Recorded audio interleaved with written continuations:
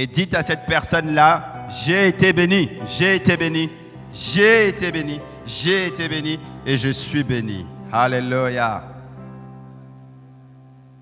Amen. Merci à Aurélie, merci au groupe de louanges. Bienvenue dans la maison du Seigneur. Amen.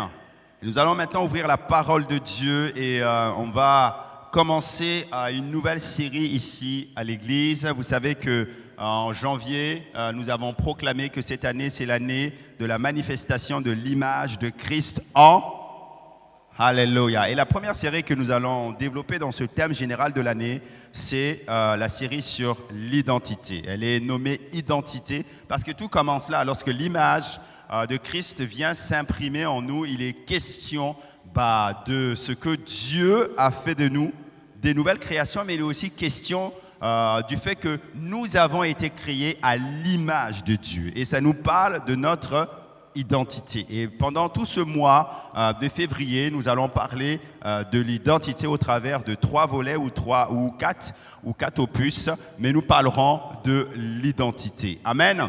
Pour cela, j'aimerais lire la parole avec vous et j'aimerais vous conduire dans la 2e aux Corinthiens, au chapitre 5, et à partir du verset 17. 2 Corinthiens 5, 17. Et vous connaissez fort bien ce texte parce que l'Écriture nous dit « Si quelqu'un est en Christ, il est une nouvelle. Yes, les choses anciennes sont passées et voici toutes choses sont. Amen. Vous pouvez même le réciter par cœur. Galates 3, 26. Galates 3, 26. Car vous êtes tous fils de Dieu par la foi en Jésus-Christ. Vous tous qui avez été baptisés en Christ, vous avez revêtu Christ. Il n'y a plus ni juif, ni grec, il n'y a plus ni esclave, ni libre, il n'y a plus ni homme, ni femme, car tous vous êtes un en Jésus-Christ. Et nous disons Amen. Le premier volet que j'aimerais maintenant présenter avec vous, m'entretenir avec vous ce matin dans cette série Identité, c'est celui-ci. J'ai intitulé ma prédication « Ma nouvelle identité, qui suis-je vraiment ?» Ma nouvelle identité, qui suis-je vraiment? L'identité personnelle est souvent au sujet de questionnements et de confusion, que ce soit dans le monde ou que ce soit dans l'Église. Et en tant que croyants en Jésus-Christ, il est essentiel pour nous de comprendre que nous avons une nouvelle identité en lui. Et cette identité-là, elle est en Christ Jésus. Cette transformation, ce n'est pas une simple amélioration de l'ancienne nature, mais c'est une renaissance, une existence entière qui est nouvelle. Et l'une des questions fondamentales que les uns et les autres se posent à droite et à gauche, consciemment ou inconsciemment, est celle-ci: qui suis-je vraiment? Qui s'est déjà posé cette question à un moment donné? Qui suis-je réellement? Dans notre société moderne, la société dans laquelle nous sommes propose plusieurs définitions, plusieurs réponses. La société va nous parler de notre identité sociale. Nous avons une identité sociale. Ensuite, elle va nous proposer une identité professionnelle. Tu es qui? Moi, je suis entrepreneur, je suis trader, je suis ceci. Ça, c'est ton identité. Elle va nous proposer une identité culturelle en fonction de là où nous venons, une appartenance. Elle va aussi nous proposer et de plus en plus, la société, elle tend ça vers une identité émotionnelle. Et nous y sommes, elle nous propose maintenant une identité numérique, sous forme d'IA. Tu peux, au travers de ton IA, avoir une autre identité, aller dans d'autres mondes, faire des choses que tu ne peux pas faire aujourd'hui, et c'est possible avec l'ère numérique dans laquelle nous sommes. Mais la Bible affirme une vérité radicale différente sur notre identité. Elle dit que notre identité véritable, elle se trouve et elle ne se trouvera seulement pleinement dans la relation avec Dieu et plus précisément en Christ Jésus. Et en dehors de Christ Jésus, l'homme vit une sorte d'identité, écoutez-moi bien ce matin, fragmentée. Une identité instable et souvent une identité qui est blessée. Souvent une identité qui est blessée.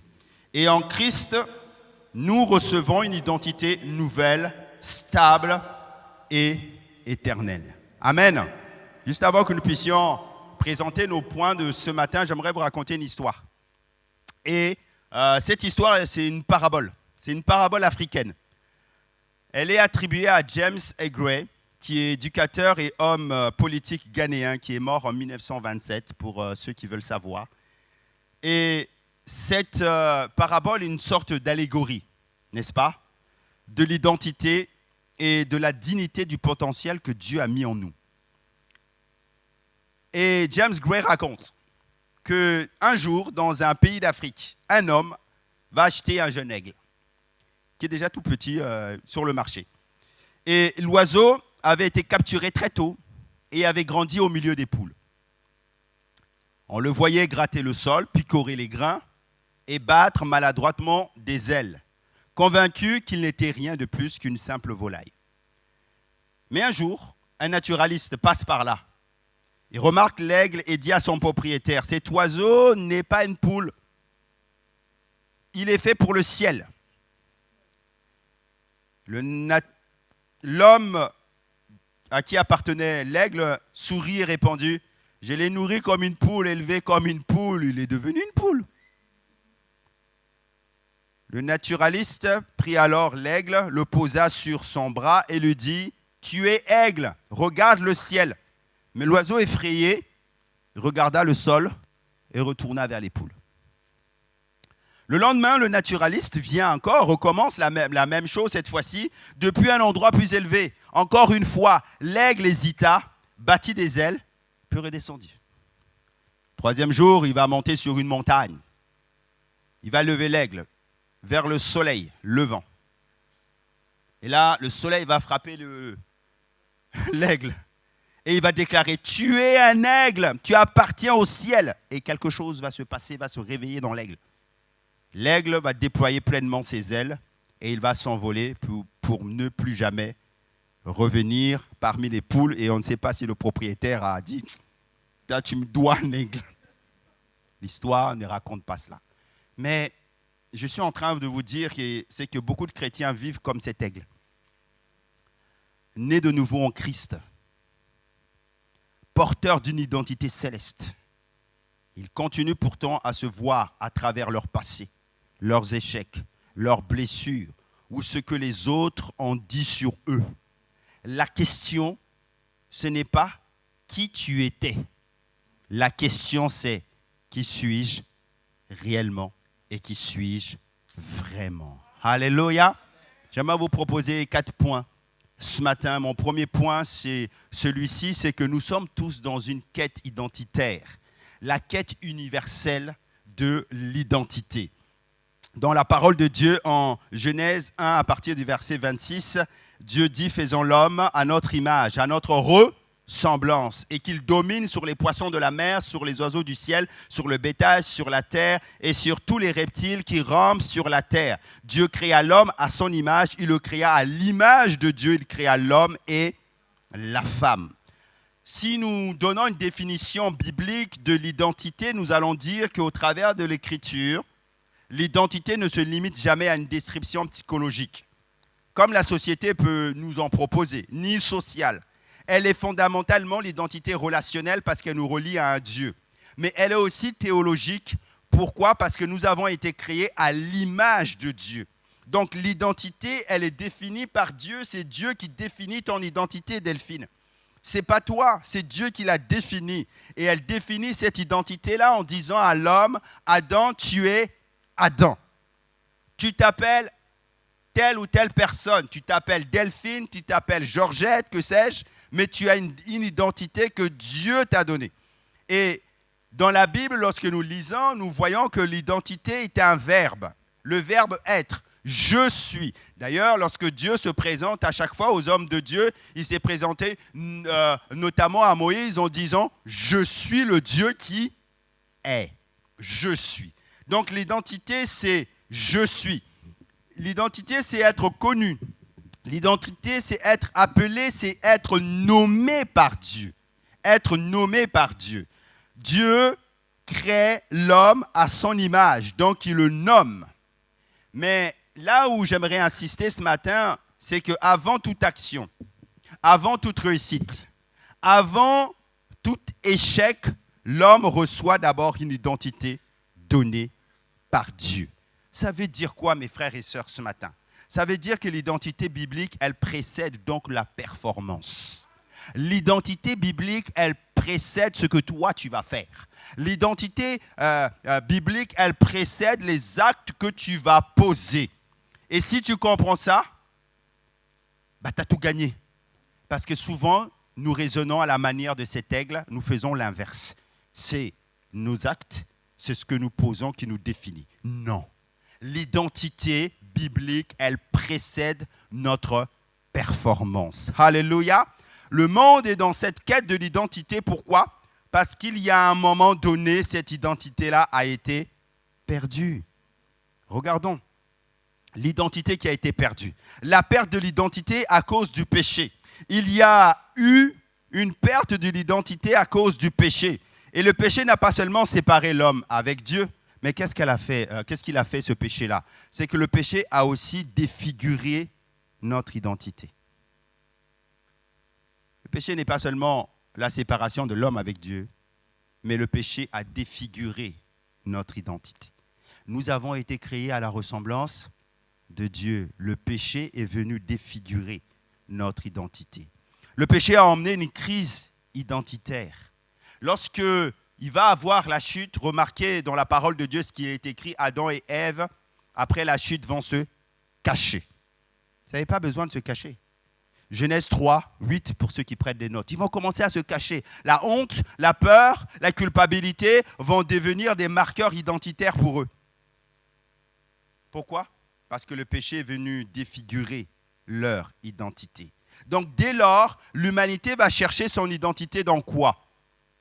Elle va commencer à chercher son identité dans le regard des autres. Parce que la honte, la culpabilité, tout ce schéma-là vont amener une certaine instabilité émotionnelle. Et donc, tu vas commencer à rechercher ton identité au travers des autres. Qu'est-ce que les autres pensent de toi, Léo? Qu'est-ce qu'ils pensent de moi? Et tu vas essayer de te conformer à ce qu'ils pensent de toi, à ce qu'ils disent sur toi. L'humanité va chercher son identité aussi dans la réussite. Ah oui, Dieu a dit à l'homme, tu travailleras maintenant à la sueur de ton front. La réussite devient une quête identitaire. Si tu réussis, tu es quelqu'un. Si tu ne réussis pas, tu n'es pas quelqu'un. Si tu ne réussis pas, tu es un loser. Si tu réussis, tu es un gagnant.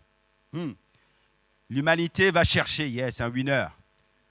Son identité aussi dans le pouvoir. Dieu avait dit de dominer sur la terre, de dominer sur les poissons, de dominer sur le reptile. Dieu n'avait jamais dit de dominer sur l'homme. Le péché va défigurer ton identité. L'homme va se mettre à dominer sur l'homme. Ce n'était pas le plan de Dieu. L'humanité va chercher aussi son identité dans quoi? Dans les blessures du passé. J'aimerais vous dire qu'il y a des blessures aujourd'hui qui embarrassent trop de gens, qui poursuivent trop de gens. Certaines de ces blessures-là, on les appelle la traite des Noirs. Certains, on l'appelle l'esclavage. Pour d'autres, c'est la Shoah. Pour d'autres, ce sont les crimes contre l'humanité. Pour d'autres, ce sont les viols et tout.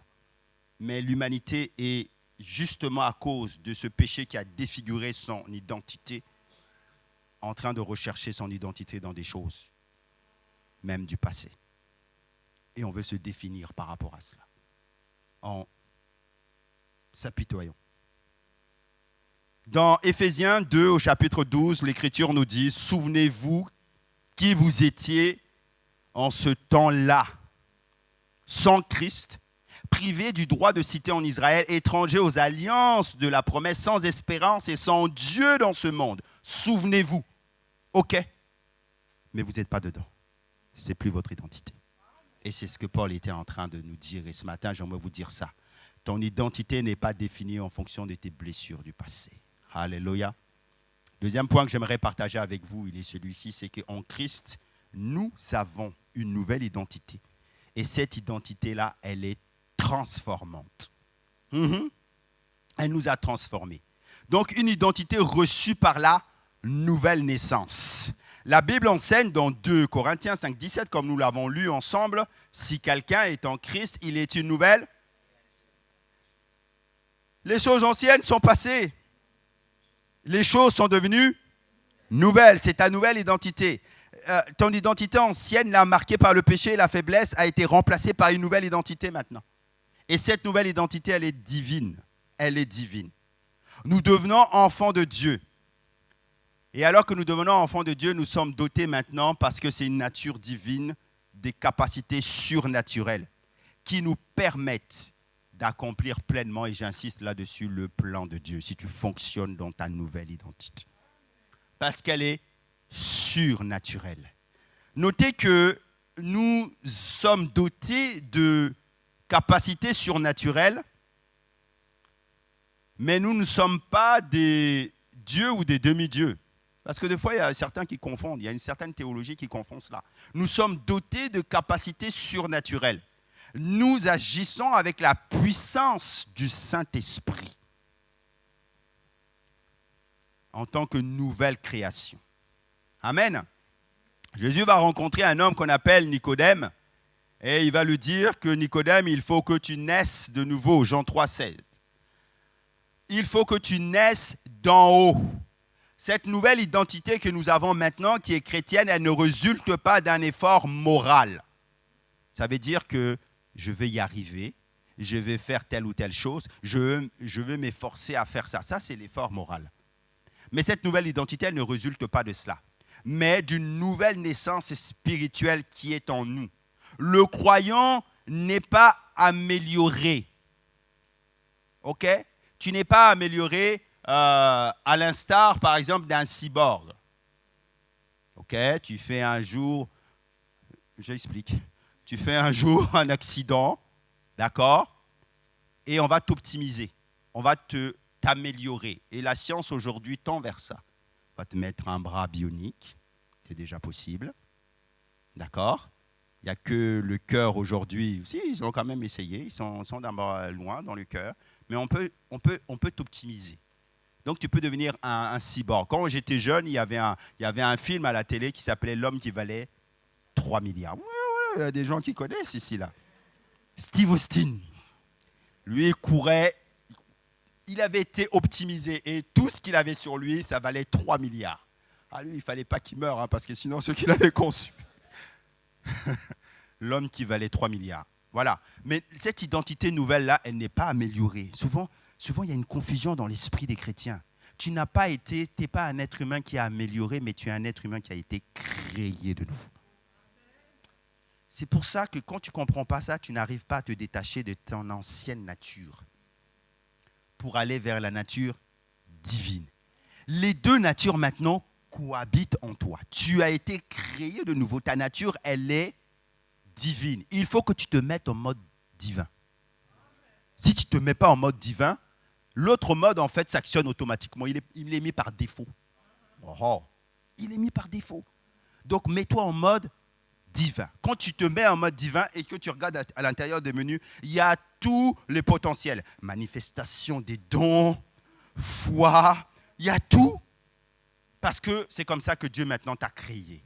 Avec cette possibilité-là d'aller de l'avant. Que quelqu'un dise amen à cela. Alléluia. Colossiens 3,9 nous dit, vous avez été dépouillés du vieil homme et vous avez revêtu l'homme nouveau désormais. C'est cela, se mettre en mode divin. Amen. Alors que je parle, il y a trop de choses qui viennent de mon esprit, mais je ne vais pas vous dire, sinon on ne va pas s'en sortir. Alléluia. Saul de Tarse, vous connaissez, va devenir à un moment donné, en acte 9, Paul. Et il va même changer son patronyme. Autrefois, il était Saul de Tarse, le persécuteur de l'Église. Mais après acte 9, il va devenir l'apôtre Paul.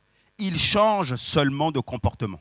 Il va changer de vocation. Il va changer de regard. Il va changer de mission désormais. Pourquoi? Parce que sa rencontre avec le Christ va redéfinir entièrement son identité.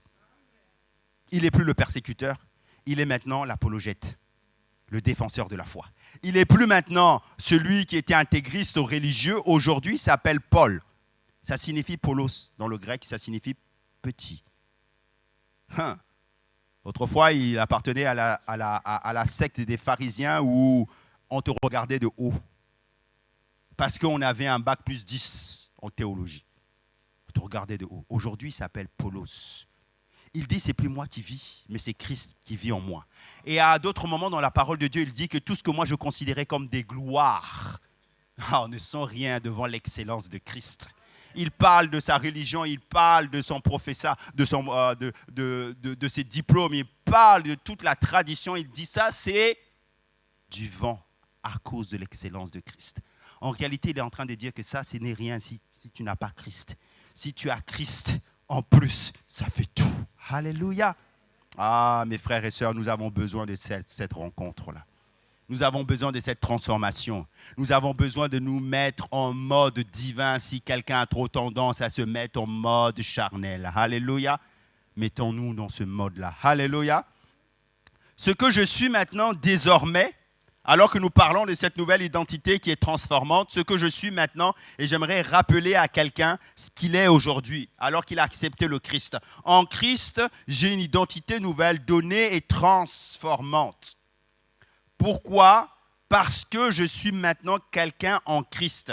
Et la Bible va utiliser plusieurs éléments et expressions identitaires pour décrire le chrétien, et vous les avez là.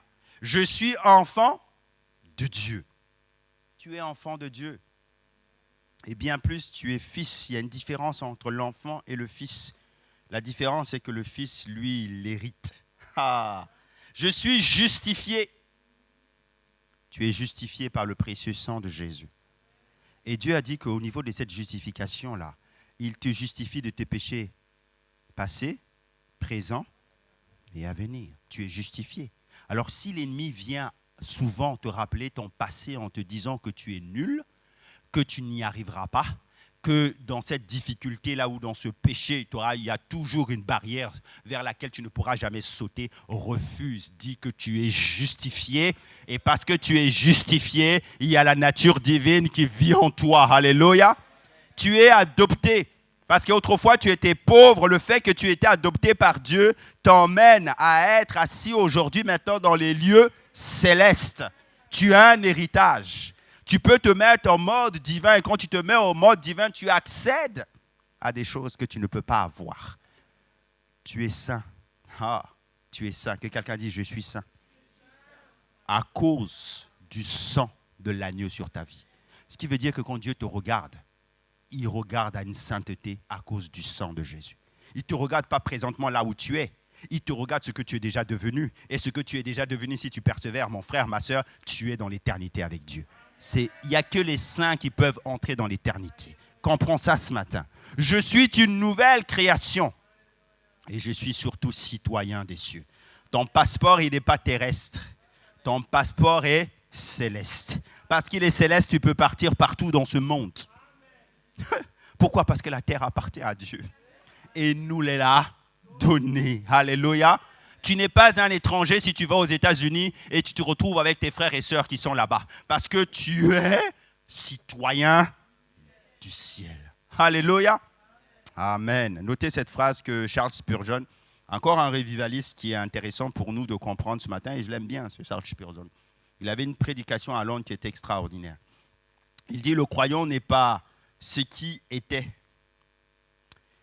Il n'est pas encore ce qui sera. Il est déjà en Christ ce que Dieu déclare qu'il est. Est-ce que tu comprends ça? Tu es déjà, Patrick, en Christ ce que Dieu déclare que tu es. Maintenant, la question, qu'est-ce que Dieu déclare que tu es? Si tu ne sais pas, va auprès de Dieu, il va te dire ce qu'il pense de toi. Alléluia! Il va te dire ce qu'il pense de toi. Donc l'important, ce n'est pas ce que toi tu penses de toi. Souvent, on a trop tendance à s'apitoyer, trop tendance à dire qu'on ne va pas y arriver, trop tendance à regarder à nos échecs. Ce matin, il a été question de victoire. Et Dieu est encore en train de nous parler de victoire. Tant que tu regardes avec tes yeux humains, tu vas toujours te limiter. Donc l'important, ce n'est pas ce que toi tu penses de toi. L'important, c'est ce que Dieu pense de toi et dit de toi.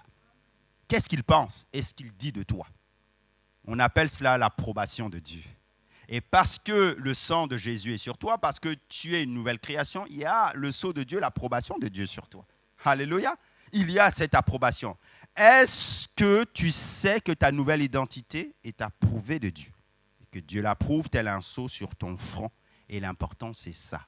ce que Dieu dit de toi et ce qu'il déclare sur ta vie. Amen. Alors rejette toute pensée contraire. Amen. En Christ, troisièmement, une identité, nous avons cette identité nouvelle qui transforme notre vie quotidienne. Il y a un crescendo dans cette prédication où nous partons de la définition même de notre identité vers de plus en plus le projet de Dieu. Et le troisième point que j'aimerais partager avec vous ce matin, c'est qu'en Christ, il y a une nouvelle identité que nous avons, mais cette identité, elle transforme notre vie quotidienne. Il y a un impact sur le quotidien. Donc une identité plus forte que le passé. Et c'est tellement important de comprendre ça ce matin. Pourquoi? Parce que l'ennemi cherche et cherchera constamment à rappeler aux croyants qui il était. Et c'est là où viennent nos difficultés. Parce que l'ancienne nature, en fait, elle est là. Elle est là. Et l'ennemi sait que tant que nous serons sur terre, tant que Jésus ne sera pas venu nous chercher, c'est ce que l'apôtre est en train de nous dire, lorsque je vais faire le bien, le mal est attaché en moi. Parce qu'il y a en moi ces deux natures. L'ennemi le sait tellement. Et donc, l'ennemi cherchera constamment à nous rappeler ce que nous étions, ce que tu étais.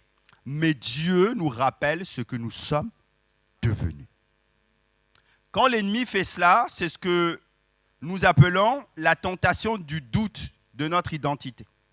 Il vient nous tenter sur notre identité. Le doute, c'est l'un des principaux outils utilisés par l'ennemi pour nous faire vaciller, hésiter. Et vous connaissez dans le récit de la tentation avec Jésus dans Matthieu 4, qu'est-ce que Satan va venir dire? Il va questionner l'identité de Christ en disant, si tu es le Fils de Dieu. Mais si tu es le Fils de Dieu, mais il est déjà Fils de Dieu. Si tu es le Fils de Dieu, jette-toi, ordonne, si tu es le Fils de Dieu. Il va le questionner sur ce qu'il est. Et c'est ce que l'ennemi viendra toujours faire dans nos vies. Face à notre nature charnelle et ce que nous sommes devenus, il viendra remettre en cause ce que tu es devenu. En te ramenant en arrière. Ben, si tu es fils de Dieu, si tu es enfant de Dieu, mais tu peux. Oh. Et c'est cette stratégie ou une tragédie qui est là en substance pour saper la confiance que nous pouvons avoir en Dieu et dans cette nature divine qui est en nous maintenant. Et lorsque mes frères et sœurs, nous nous laissons emporter par le doute, nous commençons à agir en fonction de notre ancienne identité. Ouais. Et c'est ça que l'ennemi veut, que nous puissions agir en fonction de notre ancienne identité plutôt que de vivre dans notre nouvelle identité. Mais Dieu nous rappelle ce que nous sommes devenus. Tu es fils de Dieu. Et j'aimerais dire à quelqu'un bien plus, tu es aimé de Dieu. Ouais. Tu es aimé de Dieu ce matin. La femme adultère, vous connaissez son récit dans Jean 8, elle est là. Ce qui est remarquable, c'est que Jésus ne va pas nier son passé. Mais Jésus va refuser que les gens définissent son avenir. Pour ceux qui ne connaissent pas la scène, Jésus est là et puis on attrape une femme adultère. On l'emmène auprès de Jésus. Et Jésus prend le temps de les entendre, l'accuser cette femme-là. Et Jésus va écrire quelque chose. Les théologiens disent qu'on ne sait pas ce que Jésus a écrit. Mais nous ne pouvons que supposer ce que Jésus a écrit. Moi, je suppose que Jésus a écrit grâce avant d'interpeller les gens au travers de cette femme adultère. Et Jésus va le dire à cette femme, je ne te condamne pas. Va et ne pêche plus. Parce que la question que Jésus avait posée à tous ses détracteurs en disant que celui qui n'a point péché, qu'il jette la première pierre, tout le monde s'est tu et a commencé à partir. Et Jésus va dire à cette femme, je ne te condamne pas. Va et ne pêche plus. J'aimerais dire à quelqu'un qu'en Christ, le péché est pardonné. En Christ, le péché est pardonné. En Christ, le péché est non réécrit, mais il est désarmé. Et Jésus parle ce matin, et le Seigneur parle ce matin à tous ceux qui sont comme des femmes adultères, à ceux et celles qui ont une piètre opinion d'eux-mêmes. Jésus parle ce matin à ceux-là en leur disant, vous êtes pardonnés. Le Seigneur a le désir de vous redonner la place que vous devez avoir. Vous êtes pardonnés, vous êtes relevés, vous êtes quelqu'un. Vous êtes quelqu'un. Et c'est ça qui est le plus important. C'est ça qui est le plus important. Parce que Jésus est venu pour redéfinir un avenir pour toi. Lorsque nous parlons d'adultère, parlons pas seulement d'un fait physique, nous parlons aussi de toutes ces choses qui prennent la place de Dieu en nous. Et Jésus te dit ce matin, il veut redéfinir les choses dans ta vie. Il dit, tu es pardonné, tu es relevé, tu es quelqu'un. Relève la tête. Alléluia. Alléluia. Regardez avec moi ce que John Stott, le théologien, dit. L'identité chrétienne repose sur ce que Dieu a fait pour nous en Christ et non sur ce que nous ressentons à propos de nous-mêmes. Ah, je sais que pour certains, il y a un problème à ce niveau-là. Je ressens des choses. Dieu nous a créés avec des sentiments, mais les sentiments, ça nous ment tellement souvent. Ça nous ment, les sentiments, ça ment. Ça va mentir sur ton identité en te disant que toi, tu n'y arriveras pas.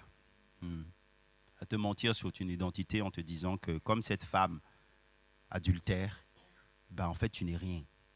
Tu ne pourras pas y arriver.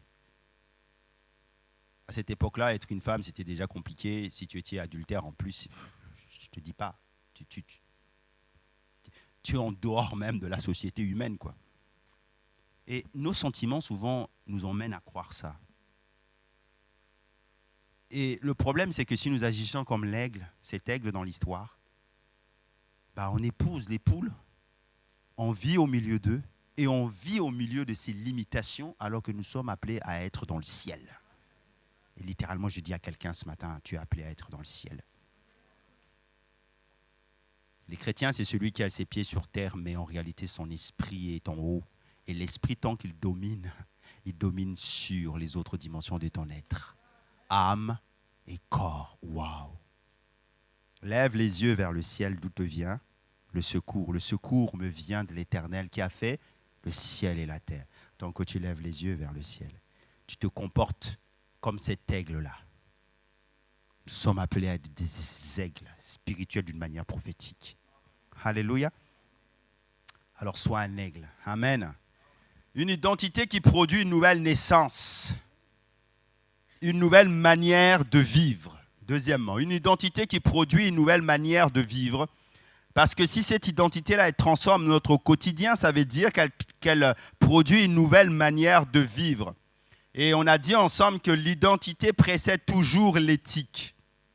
On a dit la dernière fois que l'éthique, c'est l'ensemble des principes moraux de Dieu. Mais j'aimerais te dire que l'identité, elle précède toujours cette éthique-là. Ce n'est pas « je fais ça parce que Dieu a dit ». Non, c'est « je suis et je fais ça ». Est-ce que tu comprends? Je reprends. L'identité, elle précède toujours ton éthique. Quelqu'un doit entendre ça ce matin. Voilà pourquoi Éphésiens 4, 1 nous dit « Marchez d'une manière digne de la vocation à laquelle vous avez été appelés, adressés. » Alléluia. Parce que je suis en Christ, je vis dans la liberté et non dans la peur. Parce que je suis en Christ, je marche dans la sainteté, non pour être accepté, mais parce que je suis saint. Est-ce que vous comprenez? Donc, ton identité, elle précède ton éthique. Je témoigne, non pour me prouver quelque chose, mais parce que je suis envoyé de Dieu. Et Dieu dit dans sa parole que nous sommes ses témoins. Donc, tu ne le fais pas pour faire plaisir à quelqu'un, tu ne le fais pas en obéissant de ta parole, mais non, tu le fais parce que c'est ton identité, c'est celle-là. Et si tu comprends ça, tu comprends la vie chrétienne. Tu comprends l'identité qui est attachée à ton héritage.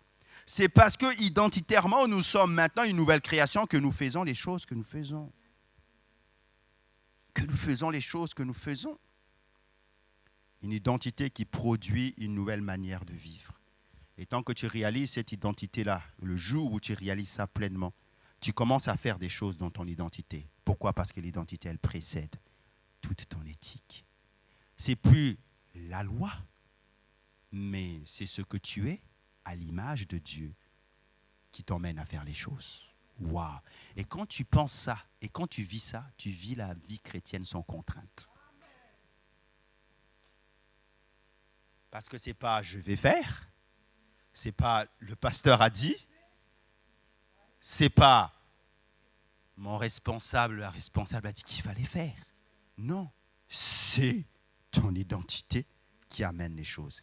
Et quand tu comprends ça, tu devances même ce que les autres peuvent penser. Tu es dans le projet de Dieu, tu es dans le positionnement de Dieu. Est-ce que vous pouvez vous acclamer là? Yes! Amen. Une identité qui est confirmée par le Saint-Esprit. Et là, j'ouvre une parenthèse, un volet pour vous dire que nous croyons, et surtout dans notre théologie évangélique pentecôtiste, que le rôle du Saint-Esprit il est central.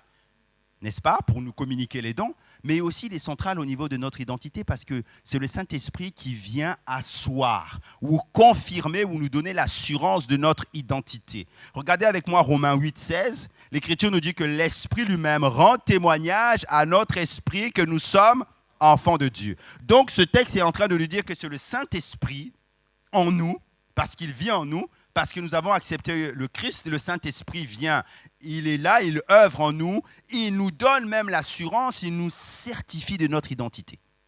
Pourquoi? C'est tellement important face aux accusations de l'ennemi qui nous accuse tous les jours. Et donc le Saint-Esprit vient dire que toi tu es enfant de Dieu, tu es fils de Dieu, tu es aimé. Tellement important d'avoir une relation avec le Saint-Esprit. Quand tu as cette relation avec le Saint-Esprit, tu ne peux pas vaciller parce qu'il va te donner l'assurance dans les moments d'incertitude ou dans les moments de doute. Et cette affirmation de notre identité par le Saint-Esprit, c'est quelque chose qui va être déposé sur nos cœurs. Waouh! Sur nos cœurs, comme une confirmation. Et c'est ce que dit Gordon Diffie. Il dit le Saint-Esprit n'est pas seulement une puissance pour le service. Souvent, on a trop l'habitude de simplement limiter le Saint-Esprit à cette puissance-là dans le service. Acte 1, 8. Serez revêtus de la puissance du Saint-Esprit et vous serez mes témoins à Jérusalem, dans la Samarie, en Judée et jusqu'aux extrémités de la terre. Et c'est juste que ça qu'on voit. Cette puissance-là, ce revêtement de puissance que Dieu te donne pour la mission, pour le service. Mais non, c'est beaucoup plus grand que ça. Il dit, cet homme, Gordon, il dit que « mais la présence personnelle du Saint-Esprit qui confirme notre identité filiale. » Tu es fils, tu es fille de Dieu. Et le rôle du Saint-Esprit, c'est celui-ci, c'est de rappeler ces choses-là en nous. C'est d'apporter cette confirmation. Donc le Saint-Esprit travaille en toi, mon frère, ma sœur, pour te faire comprendre que tu es réellement fils de Dieu. Que ton identité, elle est divine. Alors mets-toi en mode divin. Alléluia. Mets-toi en mode divin. Je finis avec ces derniers points et il est encore plus loin parce qu'on vient de dire que la nouvelle identité nous transforme dans notre vie quotidienne. Mais j'aimerais, dans ce dernier point, vous laisser avec ça, les conséquences de l'incompréhension de notre identité en Christ. Les conséquences de l'incompréhension de notre identité en Christ. L'une des stratégies majeures de l'ennemi n'est pas toujours de nous faire renier notre foi. Lorsqu'il va attaquer Jésus, il va simplement lui dire « si tu es fils de Dieu ». Donc il va s'attaquer à Jésus sur sa nature même.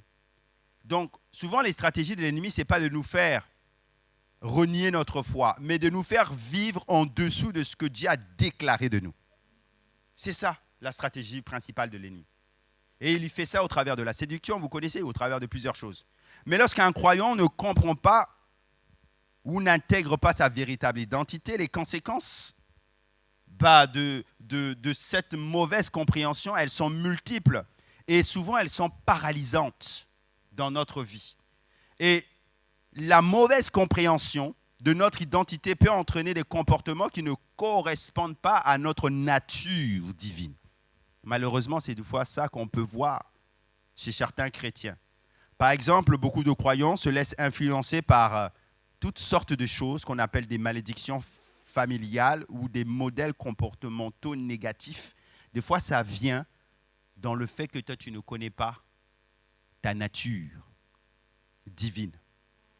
Dans le psaume 82, 6, l'Écriture nous dit, j'avais dit, vous êtes des dieux, mais vous êtes tous des fils du Très-Haut. Et Dieu nous rappelle ici que nous avons notre identité, elle est en Christ. Nous sommes fils de Dieu. Et mes frères et sœurs, ce n'est pas un message à négliger.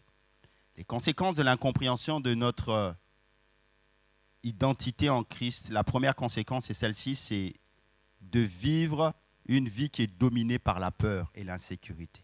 Quand nous ne comprenons pas notre nature divine, quand nous ne comprenons pas notre identité, l'une des premières conséquences, c'est celle-là, c'est que nous allons vivre une vie dominée par la peur et l'insécurité. Souvent, dans certaines églises, c'est là où ils vont aller chercher dans toutes sortes de choses, dans leur passé, dans leurs ancêtres, dans leurs trucs, pour essayer d'expliquer ce qui se passe aujourd'hui. Mais lorsque tu fais ça tout le temps, sans révélation, en réalité, tu es sous l'emprise de la peur et de l'insécurité parce que tu ne connais pas réellement ton identité. Quand nous ne savons pas qui nous sommes, nous allons chercher constamment à prouver notre valeur. Spirituellement, cela se manifeste par une crainte excessive du regard des autres, d'une peur d'échouer ou d'une hésitation à répondre à l'appel de Dieu pour certains, ou d'une hésitation à faire des grands choix pour certains. La peur de dominer, elle peut venir dans la vie d'un homme ou d'une femme lorsqu'il s'agira de rencontrer l'être promis. Si tu es dominé, donc tu ne connais pas vraiment réellement ton identité, tu es dominé par cette peur, par cette crainte, il va y avoir une sorte d'insécurité. Et même quand la bonne personne se présentera devant toi, tu ne vas pas dire oui. L'hésitation viendra. L'hésitation viendra. Et si. Non, quand tu connais ton identité, Dieu te révèle le plan. Gédéon, et pour ceux qui sont à Rêve Academy, vous allez comprendre. Gédéon est une illustration frappante de ça. Vous vous souvenez, l'ange vient, bien que l'ange de l'Éternel l'appelle vaillant héros, Juge 6.12. Lui, qu'est-ce qu'il dit? Lui se définit par sa faiblesse. Il se définit par son clan pauvre, sa position insignifiante. Son identité à ce moment-là est perçue en contradiction avec l'identité que Dieu déclare sur lui. Dieu déclare autre chose. Vaillant héros, lui déclare autre chose. Son identité, c'est ce clan-là. Et tant qu'il se voit comme le plus petit, il va vivre dans la peur, il va vivre dans l'insécurité. Mais lorsqu'il va commencer à croire dans la parole de Dieu, il va entrer dans sa destinée. Alors mon frère, ma soeur, refuse les paroles des personnes qui te minimisent et qui vont créer la peur et l'insécurité en toi.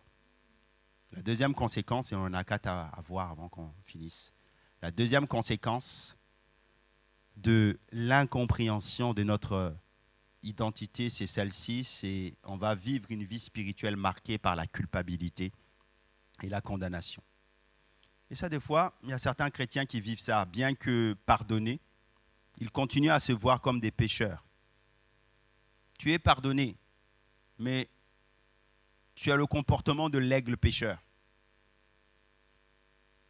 Plutôt que de te voir en tant que fils racheté.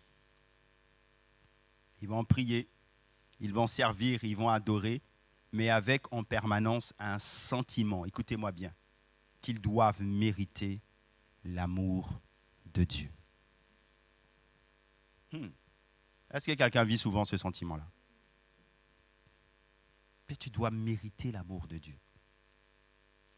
Pourtant, la parole de Dieu déclare en Romains 8, 1 qu'il n'y a donc plus aucune condamnation pour ceux qui sont en Christ. Pourquoi te flagelles-tu? Il n'y a donc plus aucune condamnation. Un homme était sorti de prison. Il avait été libéré. Mais alors qu'il n'avait pas fait un bon shift dans son esprit, quand vous êtes en prison, quand vous êtes privé d'une certaine liberté, vous avez des schémas. Et lui, il revenait toujours, après sa libération, il se présentait chaque soir devant la porte de la cellule, de la prison, incapable d'intégrer qu'il était désormais libre. Pendant un temps, la prison était en lui et la prison était devenue son identité. Prison était devenue son identité. Et le problème avec certains chrétiens, c'est souvent ça. Dieu t'a libéré de l'esclavage du péché, il t'a libéré d'une certaine situation, mais tant que tu ne te mets pas en mode divin, en fait, tu continues à avoir ces schémas-là. D'apitoiement, où tu te dis, mais je ne mérite pas, je ne mérite pas. Si tu as été racheté, vis donc maintenant dans cette nouvelle nature. Et elle va t'emmener à quoi? À une sanctification, à une restauration, à ce que les choses que Dieu a déclarées sur toi soient scellées définitivement. C'est ça la vie chrétienne, mes amis. C'est ça la vie chrétienne. Alléluia. La troisième conséquence, c'est la stagnation spirituelle et ministérielle. Quand l'identité est floue, notez cette phrase, la mission devient floue. Quand l'identité est floue, la mission devient floue. C'est ce qui va se passer avec Moïse. Avant de comprendre qu'il était envoyé par Dieu, il va se définir comme un incapable, comme quelqu'un qui ne sait pas parler. Pourtant, précédemment, il est écrit dans la parole que Moïse était un homme puissant en parole. Mais quand Dieu va se manifester à lui au buisson ardent, il va dire « Non, moi, je ne sais pas parler. » Mais je t'ai vu parler là en Égypte. Tu étais le commandant en chef des armées égyptiennes. Tu parlais bien quand même. Hein? Non. Moi, je ne sais pas parler là. J'ai la langue embarrassée. Choisis des gens qui vont... Il voulait des porte-paroles. Il voulait des gens qui parlent en son nom au travers d'Aaron. Mais attendez. Quand il y a une mauvaise incompréhension de ton identité, c'était le cas maintenant de Moïse, alors qu'il avait passé 40 ans dans le désert, il y a une stagnation spirituelle et ministérielle qui se produit. Il avait reculé complètement. Tant qu'il se focalisait sur ses limites naturelles, il hésitait à obéir. Et je sais que souvent, dans notre vie, il y en a au milieu de nous, tant que toi, tu te focalises par tes limites naturelles, tu auras du mal à obéir. Tu auras du mal à entrer dans le projet de Dieu. Tu auras du mal à répondre à l'appel de Dieu. Tu auras du mal à répondre à l'appel au service. Tu auras du mal à faire la volonté de Dieu parce que ton identité, elle est floue. Et donc la mission, elle est floue. Il y a des chrétiens qui se limitent à leur engagement. Ils se limitent dans le service. Sors de la mentalité de Moïse. Au buisson ardent. Sors. Je finis avec ça. La dernière incompréhension sur notre identité, elle conduit à une mauvaise gestion des épreuves. Et c'est là où on veut terminer. Parce que ça nous concerne tous. Ça nous concerne tous. Si je me définis par ce que je traverse, alors l'épreuve devient une identité. Est-ce que tu comprends, mon frère, ma soeur? Si tu te définis par ce que tu es en train de traverser actuellement, allez, on va mettre des noms sur ce que tu es en train de traverser. Problème financier. Si tu te définis en fonction de ça, ton identité devient manque de finances. Ton identité, elle devient chômeur. Ton identité, elle devient pauvre. Et donc ta vie, elle est comme ça. Tu es un loser, tu as une identité de chômeur, je suis un échec, je suis rejeté, je suis malade. Mais en Christ Jésus, l'épreuve n'est jamais un non. En Christ Jésus, l'épreuve n'est jamais un non. Mais l'épreuve est une saison.